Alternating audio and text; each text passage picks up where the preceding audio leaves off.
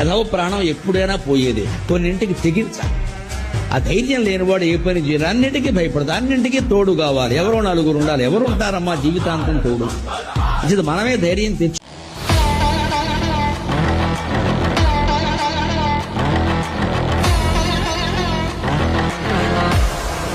A few minutes later.